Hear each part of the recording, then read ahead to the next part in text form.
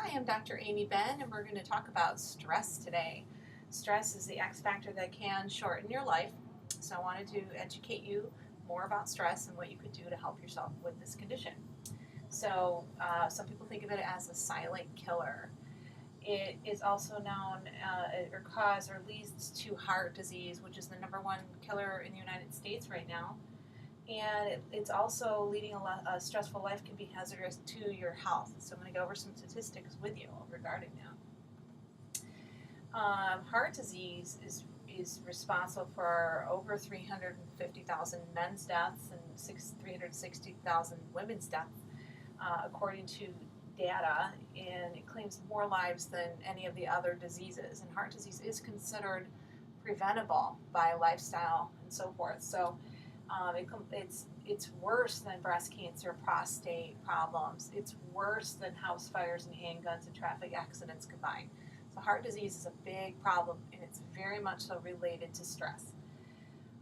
It's also responsible. Heart disease affects more women's health or deaths in women than all the cancers combined. So it's a big elephant in the room. You want to deal with your heart disease, which means you need to deal with your stress. Okay.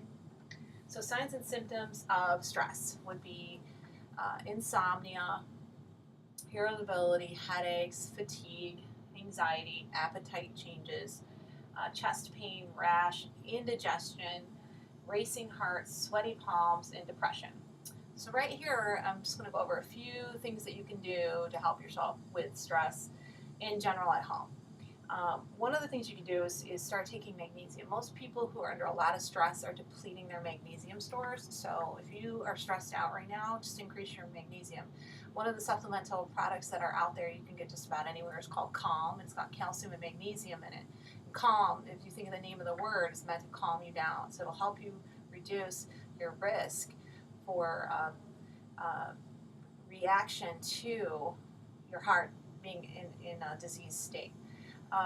It'll reduce the chance for seizures. It reduces your chance for stroke because when you have plenty of magnesium in your body, it facilitates over 800 enzymes. So something you can do right now to start help dealing with your stress is just take Epsom salt is magnesium, and you absorb it through your skin. So you can start taking Epsom salts baths, and you're going to reduce your stress levels. It's going to feel good. You're going to sleep good. So magnesium is something you can add in. The other thing that you could do help with heart disease is read the book called Paleocardiologist by Dr. Jack Wolfson. He has great information. If you want to help yourself with heart disease right now, read his book, The Paleocardiologist. One of the things I read in the book is that, and I've also read it in other medical literature, is CoQ10 is very helpful for people with heart disease, and it may actually save your life. People who take CoQ10 have a less incidence of death from heart attack if they're just taking this simple supplement. It just helps the body react better when you're having an episode with your heart. CoQ10, coenzyme 10. We do a whole lecture on that. So those are some simple things you can do right now. You can start taking some supplements and helping yourself. But back to heart disease and stress. Reducing stress, insomnia, magnesium helps with sleep, and magnesium helps with irritability, magnesium helps with headaches, so anxiety. Those are things that your magnesium will help with. So signs and symptoms of stress are insomnia, irritability, headaches, fatigue, anxiety, appetite changes, rash, indigestion, racing heart problems, sweaty palms, depression. Okay, so those are signs of stress. Stressful events can give you high blood pressure, hypertension, heart disease, and high levels of bad cholesterol. But stress is what makes these conditions dangerous. Most people don't die from high cholesterol. Okay, so a stressful event is the number one trigger to a heart attack. So this is where I'm saying stress is a big deal. Supplements do help you with that, such as CoQ10, but it's not the only thing. So we're going to get into some other solutions, okay? So there are three variables for patients. There's physical, emotional, and chemical. So as I was saying earlier, the CoQ10 is one of those chemical things that you can put in your body and help yourself deal with your stress. Magnesium is going to help you chemically so that if you have an emotional episode and you have a heart attack or something, maybe you'll do better, or you won't even have the heart attack if you're supplementing with magnesium and so forth. So there's physical variables, there's emotional variables, and there's chemical variables. Okay, so physical is going to be an old injury, chronic injury. Maybe it's keeping you from exercising because you're in so much pain. Unhealed symptoms are an underlying problem, so you don't get out and move anymore because you've hurt yourself a long time ago. So when we detect and correct these little problems, then your physical activity can go up, and then maybe your heart will feel or do or work better. So you want to keep each person at their maximum potential. So if you've got a nagging injury, then you may need to deal with it so that you can age better and your heart isn't at risk. Car accidents, surgeries, spinal sports injuries, repetitive lifting injuries, posture, all these things can cause you to have physical stressors now that maybe you've had an issue years ago. Okay. So ways to solve some of these physical issues is exercise. So if you don't have a serious injury and you just need to get back in shape again, you can exercise and deal with stress with yoga, walking, family exercise, walks on the beach. We live on the coast here.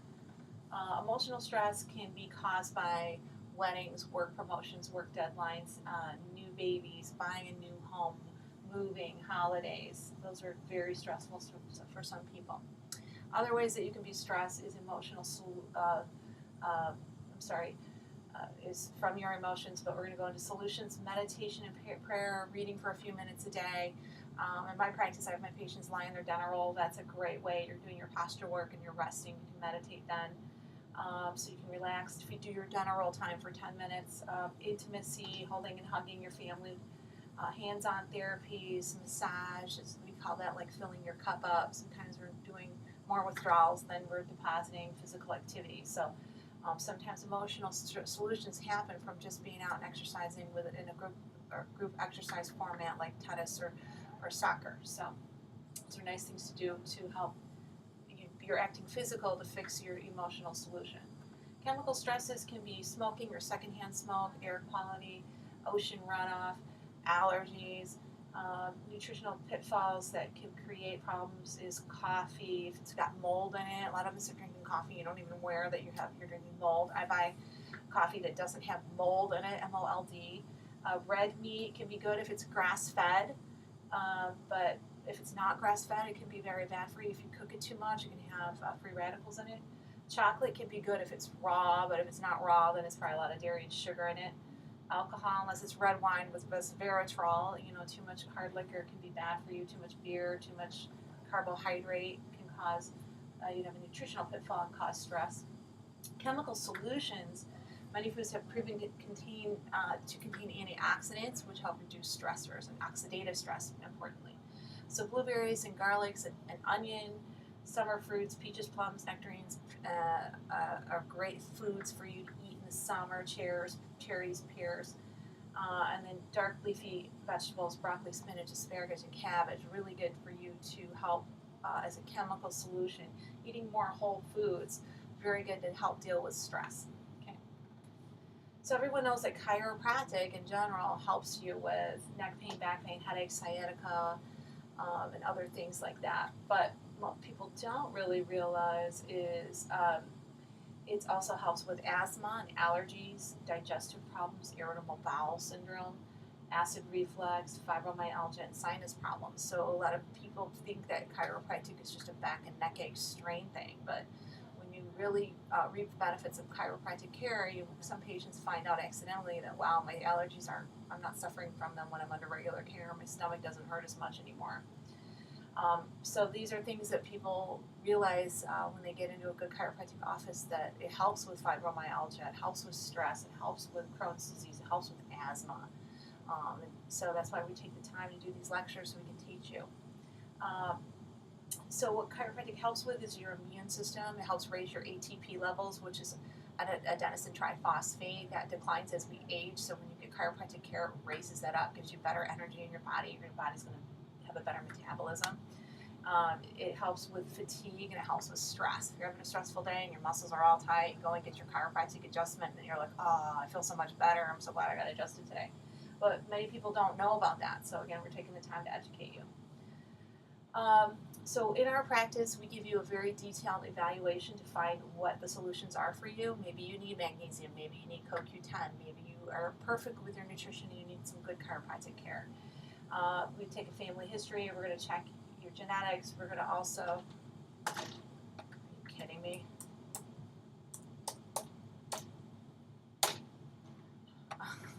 My PowerPoint went down.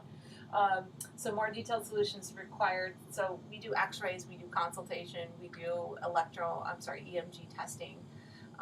So we do muscle testing, we do posture evaluation. So these things are ways for us to clinically determine what is going on with you and give you the best solutions that you need for your issue. We know that not everyone needs the same care. So when you come into our office, we're going to look at your posture, we're going to look at your energy levels, we're going to look at your spine, and we're going to determine where are you weak, where are your needs at, and what can we do to help you.